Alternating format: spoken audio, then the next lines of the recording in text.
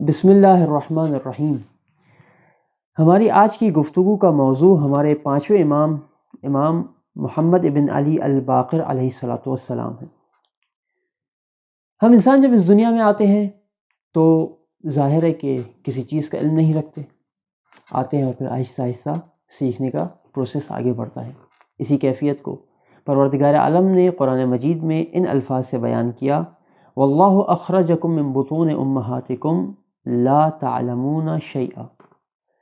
وہ اللہ ہی ہے کہ جو تمہیں تمہاری ماؤں کے بطن سے باہر نکالتا ہے اس حالت میں کہ تم کچھ علم نہیں رکھتے۔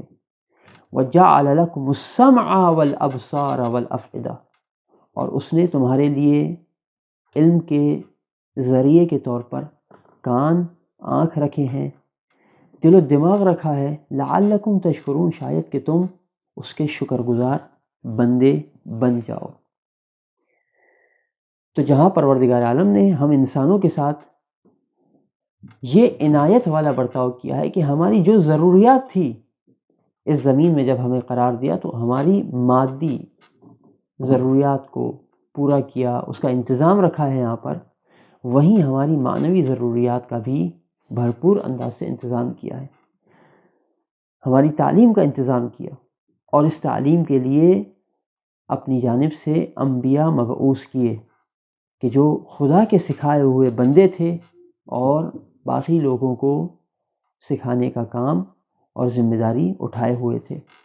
یہ در حقیقت ٹیچرز کی طرح سے تھے کہ جو یہ بتاتے تھے، یہ سکھاتے تھے، یہ سمجھاتے تھے کہ کون سے کام خدا کو پسند ہے، کن کاموں سے خدا ناراحت ہوتا ہے اور انہیں ناپسند کرتا ہے، کن کاموں کو ہوتا ہوا دیکھنا چاہتا ہے، کن کاموں کو ہوتا ہوا دیکھنا نہیں چاہتا ہے، کن کاموں کو کرنے میں ہمارا فائدہ ہے اور کن کاموں کو کرنے میں ہمارا نقصان ہے۔ یہ سلسلہ انبیاء کا ہمارے آخری رسول حضرت محمد مصطفیٰ صلی اللہ علیہ وآلہ وسلم پر آ کر مکمل ہو جاتا ہے۔ خدا کی جانب سے دین اور شریعت کا مکمل علم حاصل تھا، اور اللہ کے رسول بھی جب تک لوگوں کے درمیان رہے تو اس تعلیم کے سلسلے کو جاری رکھا، لیکن اس سب کے باوجود بھی کسی کے بھی علم کا مقایسہ اللہ کے رسول کے ساتھ نہیں کیا جا سکتا، اور جس کا نتیجہ یہ ہوتا کہ جیسے ہی رسول اللہ اس دنیا سے رخصت ہوتے ان کے ساتھ ان کا یہ مکمل علم بھی اس دنیا سے رخصت ہو جاتا۔ علم اپنی مکمل فارم میں باقی نہیں رہتا، پھر جس کے پاس جو جتنا ہوتا وہ اس حساب سے اس سے کام لیتا، لیکن یہ اس وقت ہوتا کہ جب اللہ کے رسول کے بعد ان اوصیاء کا سلسلہ نہ ہوتا کہ جو در حقیقت اس مکمل علم کے وارث ہیں، کہ جن کے ذریعے سے وہ دین اور شریعت کا مکمل علم اللہ کے رسول کے بعد بھی لوگوں کے درمیان موجود رہا۔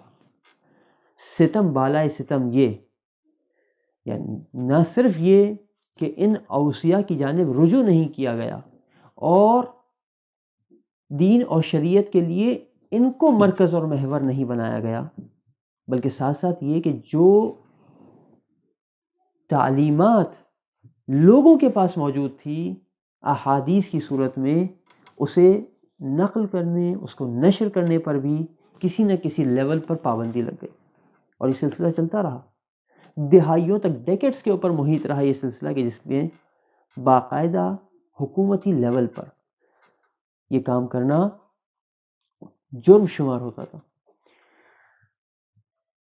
اور جس کا نقصان یہ ہوا کہ کئی ایک دینی علوم جو جلد ترقی پا سکتے تھے ان کی ترقی رک گئی، وہ گروتھ حاصل نہیں ہو سکی، یہاں تک کہ دوبارہ سے ایک ماحول بنا، ایک فضا بنی کہ جس میں علوم دینیہ کے اوپر کام ہو سکتا تھا۔ اور یہ وقت کب تھا؟ یہ ہمارے چوتھے امام کی زندگی کا کے آخری سالوں کا وقت تھا۔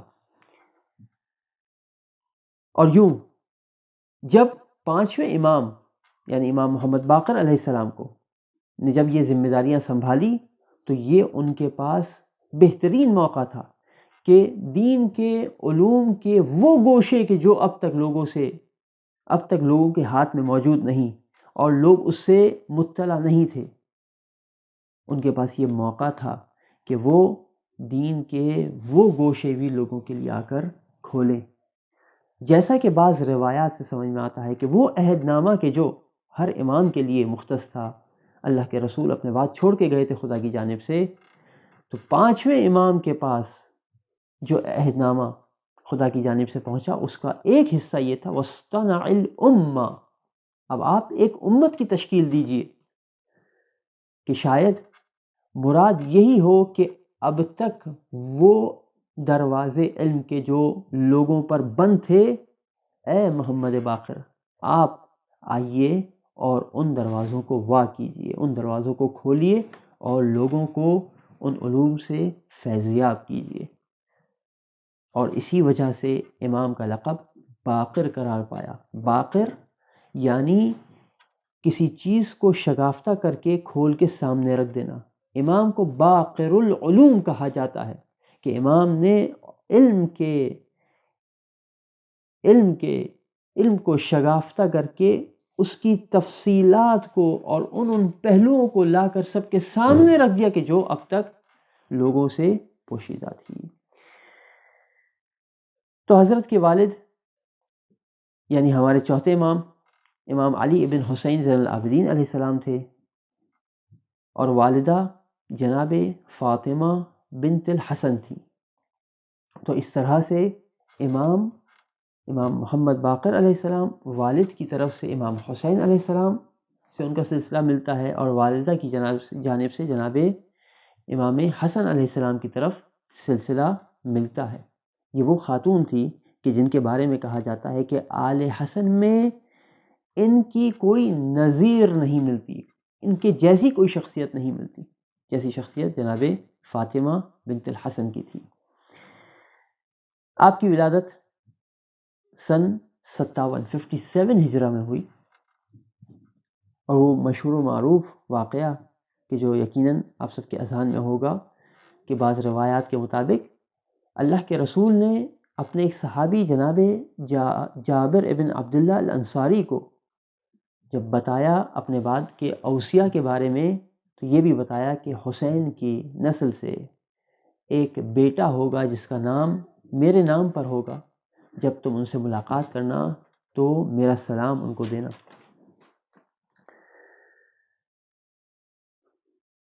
ففٹی 57 ہجری میں ولادت ہوتی ہے، اور سن 95 ہجری میں امام زین العابدین علیہ السلام کی شہادت ہوتی ہے۔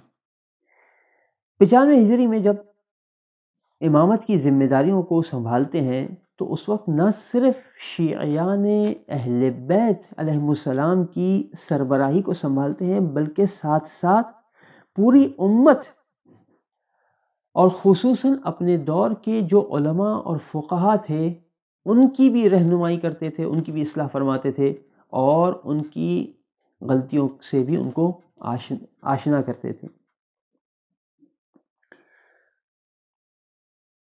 عبداللہ ابن عطا المکی جو کہ حجاز کا فقیہ کہلاتا تھا، یہ کہتا ہے کہ میں نے علماء کو کسی کے سامنے اتنا چھوٹا نہیں دیکھا جتنا میں نے محمد ابن علی ابن حسین یعنی امام محمد باقر علیہ السلام کے سامنے چھوٹا دیکھا۔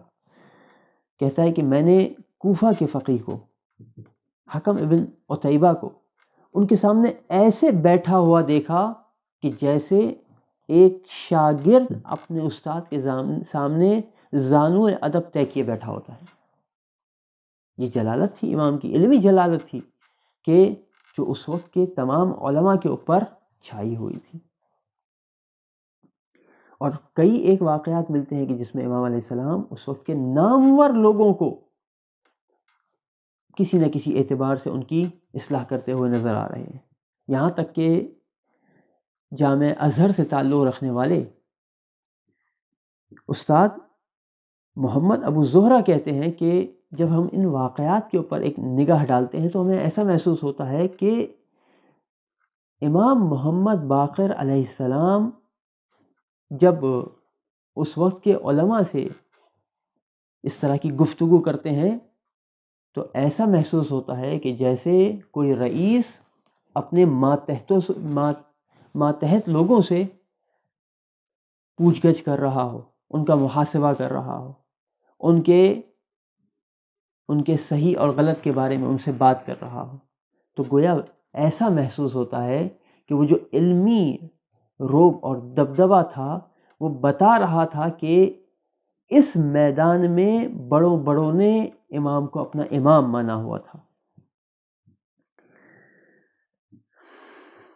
تو جہاں ایک طرف اجتہاد کے، شریعت کے احکام تک پہنچنے کے جو نامناسب طریقے تھے، قیاس وغیرہ، ان کی شدت کے ساتھ مذمت کرتے تھے، تو وہاں دوسری طرف یہ بھی بتاتے تھے کہ ہم جب بھی کوئی بات کرتے ہیں تو ہم کوئی قیاس وغیرہ استعمال نہیں کرتے، بلکہ یہ وہی علم کا چشمہ ہے کہ جو پروردگار عالم نے اپنے حبیب کو دیا، اور وہی سلسلہ علم کا ہمارے پاس موجود ہے.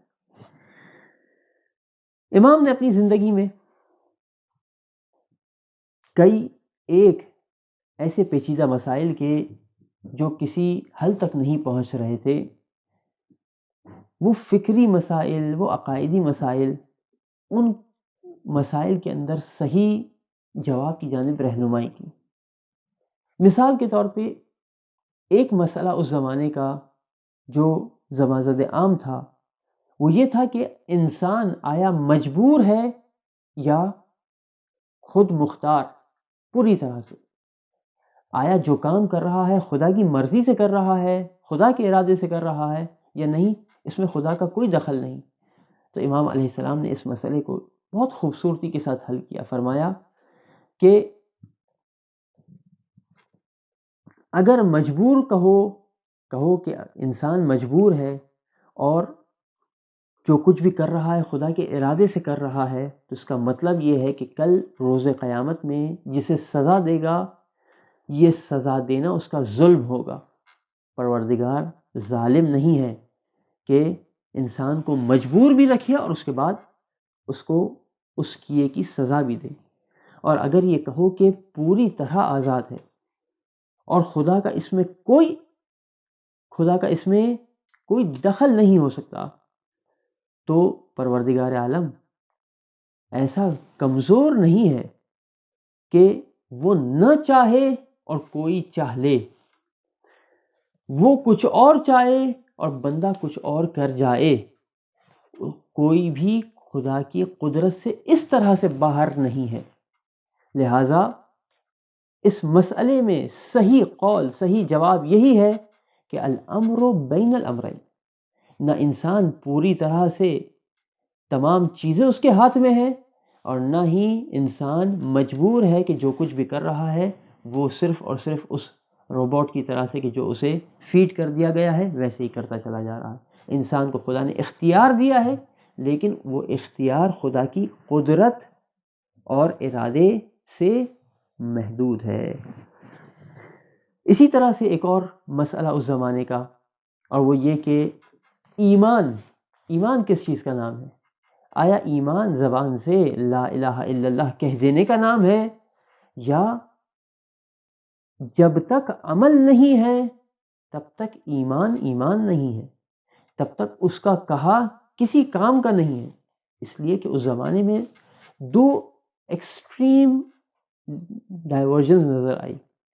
ایک اس طرف چلا گیا، کہنے لگا کہ جس کسی نے بھی زبان سے کلمہ جاری کر دیا وہ پکا مومن ہے، چاہے کوئی عمل کرے نہ کرے، چاہے اپنے زمانے کا سب سے بڑا فاسق و فاجر ہو. اور دوسرا اس طرف چلا گیا، کہنے لگا کہ جس شخص نے اگر کوئی ایک بھی گناہ کبیرہ کیا، کوئی ایک بھی گناہ کیا، وہ ایمان سے خارج ہو جائے گا. امام علیہ السلام نے اس مسئلے کو حل کرتے ہوئے بیان کیا.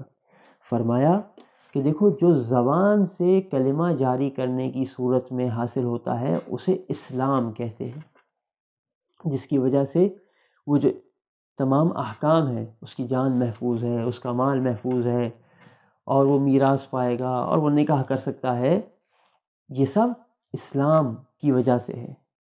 لیکن ایمان کس چیز کا نام ہے؟ وہ جو کہا ہے جب وہ دل میں اترے اور اعضاء و جوارح سے عمل کی صورت میں ظاہر ہو، یہ ہے حقیقت ایمان، یہ ہے ایمان۔ اور انسان کا حساب اور کتاب آخرت میں اس ایمان کی بنیاد پہ ہونے والا ہے۔ اسی طرح سے ایک اور مسئلہ کہ زہد کس چیز کا نام ہے؟ آخر زہد کیا ہے؟ تو ایک گروہ کا یہ ماننا تھا کہ زہد ترک دنیا کا نام ہے، دنیا کو چھوڑ دینے کا نام ہے، دنیا کے پیچھے نہ جانے کا نام ہے۔ امام علیہ السلام نے اس کی اصلاح کی اور فرمایا کہ دیکھو، زہد ترک دنیا کا نام نہیں ہے، زہد دنیا کی محبت میں گرفتار نہ ہونے کا نام ہے۔ جیسا کہ ایک معروف حدیث جس کے اندر ارشاد ہوا کہ الزہد لیس الزہد اللہ تملک شیئا، زہد یہ نہیں ہے کہ تمہارے پاس کچھ بھی نہ ہو، ولکنہ اللہ یملکک شیء، بلکہ زہد یہ ہے کہ کوئی چیز تمہاری مالک نہ ہو، تمہارے دل پہ اس کا قبضہ نہ ہو، یہ ہے زہد۔ ایک دفعہ ایک شخص کہتا ہے کہ میں امام محمد باقر علیہ السلام کو مدینے کے اطراف کے ایک علاقے میں دیکھا کہ وہ دن کی گرمی میں کھیتی باڑی کے کسی کام میں مصروف تھے اور وہاں سے فارغ ہو کے پھر باہر کی طرف آ رہے تھے۔ تو میں نے سوچا کہ میں آج انہیں نصیحت کروں گا، ظاہر ہے کہ امام کی امامت کا قائل نہیں تھا، میں آج نصیحت کروں گا انہیں۔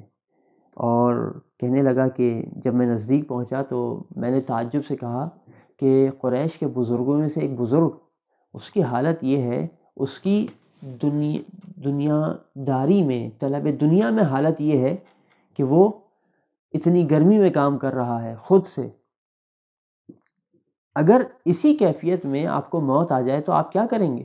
تو امام علیہ السلام نے جواب دیا، اگر اسی کیفیت میں مجھے موت آ جائے تو میں خدا کی اطاعت میں مروں گا، اس لیے کہ اپنے اور اپنے گھر والوں کی ضروریات پوری کرنا اور اس نوبت سے بچانا کہ وہ کسی کے سامنے ہاتھ پھیلائے اور کسی کے اوپر بوجھ بنے، یہ خدا کی عین عبادت ہے اور اطاعت ہے۔ ڈرنا اس وقت سے چاہیے کہ جب انسان اس کیفیت میں مرے کہ وہ خدا کی نافرمانی کر رہا ہو۔ تو یہاں سے اس مفہوم کو واضح کیا کہ دنیا حاصل کرنا یہ زہد کے خلاف نہیں ہے، دنیا کی محبت دل کے اوپر قابض ہونا یہ انسان کے لیے زہد کے منافی ہے۔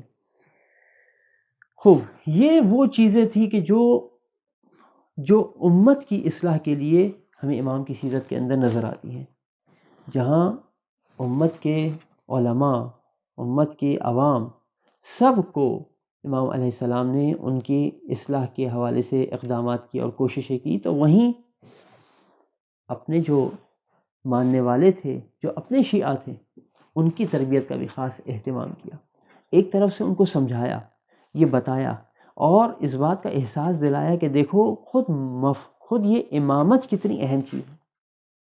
ایک روایت میں ارشاد ہوتا ہے کہ کوئی شخص اگر بے حد محنت کرے اپنی عبادتوں کے حوالے سے اور بہت کوشش کرے، لیکن اگر خدا کے معین کردہ امام کو نہ مانتا ہو، یہ پھر بھی گمراہی کے اندر ہے۔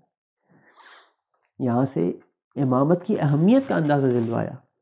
اور ایک اور مقام پہ ارشاد فرماتے ہیں بنی الاسلام علی خمس، کہ اسلام کی 5 بنیادیں ہیں، 5 بنیادوں پر اسلام کی عمارت کھڑی ہوئی ہے۔ الصلاۃ، پہلی نماز، الزکاۃ، زکوٰۃ، الصوم، الحج، روزہ، حج، اور 5ویں الولایہ، ہم اہل بیت کی ولایت ہے، کہ ان 5 کے بغیر اسلام کی عمارت کو قیام حاصل نہیں ہو سکتا۔ تو جہاں امامت اور ولایت کی اہمیت کو سمجھایا اور بتایا کہ جس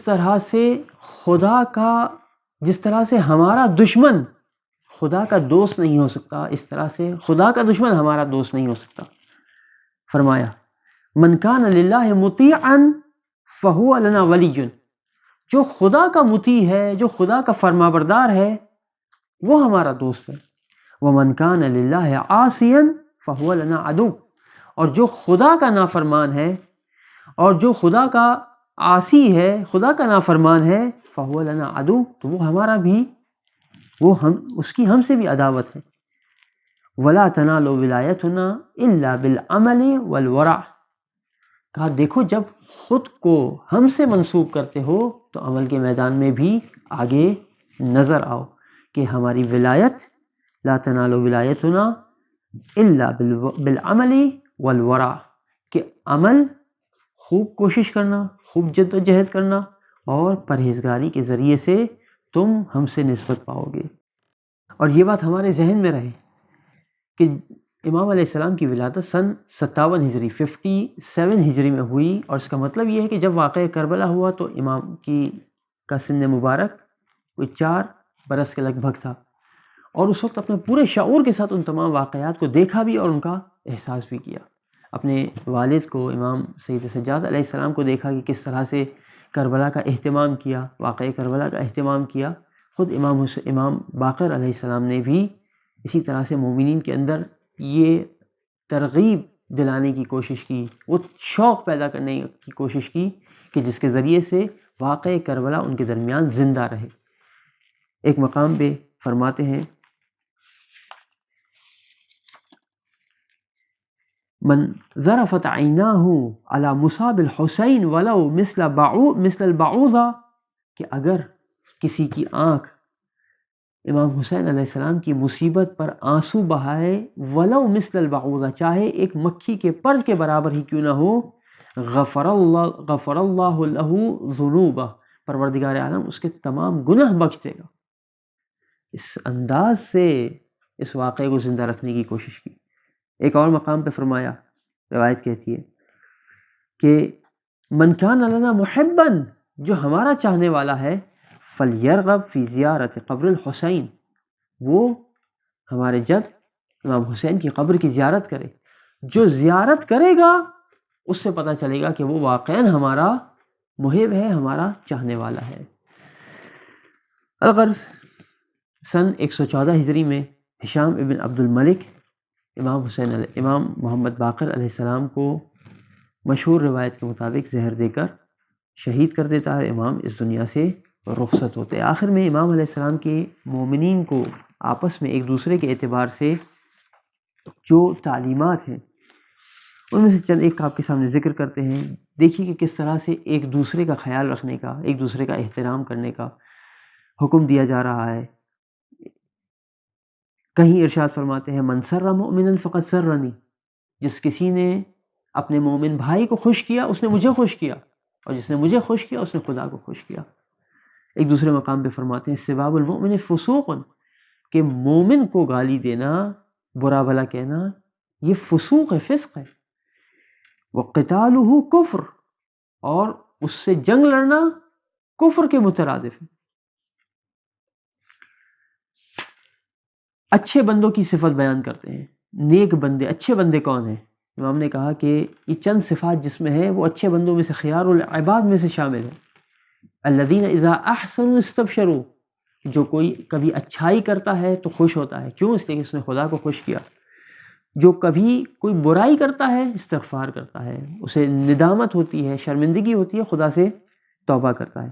اذا اعطوا شکروا، جب انہیں کوئی نعمت ملتی ہے تو وہ شکر ادا کرتے ہیں۔ وَإِذَا ابْتُلُوا صَبَرُوا، اور جب کبھی کسی بلا اور مصیبت کا سامنا ہوتا ہے صبر کرتے ہیں۔ وَإِذَا غَضِبُوا غَفَرُوا، اور جب کبھی غضبناک ہوتے ہیں، غصے کی کیفیت میں آتے ہیں تو معاف کرتے ہیں۔ ایک اور مقام پہ ارشاد فرمایا افضل العبادت عفت البطن والفرج، بہترین انداز عبادت کا کیا ہے؟ بہترین انداز عبادت کا یہ ہے کہ انسان پاک دامنی اختیار کرے اور اپنے شکم کو، اپنے پیٹ کو حرام سے محفوظ رکھے۔ آخر میں ایک اور روایت آپ کے سامنے پیش کرتے ہیں۔ ارشاد ہوا من طلب الرزق فی الدنیا، جو کوئی بھی دنیا میں مال کمائے اس کی کوشش کرے۔ کیوں؟ صرف پیسے جمع کرنا مقصد نہیں، کیوں؟ استعفافا عن الناس، تاکہ وہ کسی پر بوجھ نہ بنے، اسے کسی کے سامنے ہاتھ نہ پھیلانا پڑے۔ وتوسیعا علی اہلہ، اور اپنے گھر والوں بیوی بچوں کو آرام میں رکھ سکے ان کے اوپر خرچ کر کے۔ وتعطفا علی جارہ، اور اپنے رشتہ داروں کے، اپنے پڑوسیوں کے ساتھ کچھ نیکی کر سکے۔ لقی اللہ عز وجل یوم القیامت، تو پروردگار عالم سے اس حالت میں ملاقات کرے گا کہ اس کا چہرہ 14ویں کے چاند کی طرح چمک رہا ہوگا۔ صلہ رحمی کے حوالے سے امام علیہ السلام فرماتے ان اعجل الخیر ثوابا صلۃ الرحم، کہ وہ نیکی کہ جس کا فائدہ، جس کا اجر، جس کا ثواب دنیا میں سب سے پہلے انسان کو بہت جلدی مل جاتا ہے، وہ صلہ رحمی ہے، اپنے رشتہ داروں کے ساتھ جوڑ کے رکھنا ہے۔ انہی کلمات کے ساتھ ہم اپنی گفتگو کا اختتام کرتے ہیں، اس دعا کے ساتھ پروردگار عالم ہمیں اہل بیت علیہ السلام کے نقش قدم پر چلنے کی توفیق عنایت فرمائیں۔ وآخر دعوانا ان الحمد للہ رب العالمین، وصلی اللہ علی سیدنا محمد وآلہ الطیبین الطاہرین۔